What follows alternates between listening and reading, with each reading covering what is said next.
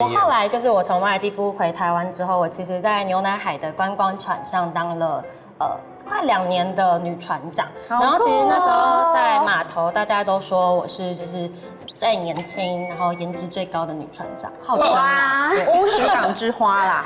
那我们就要来看一下乌石港之花的真面目了。3、2、1，请拿。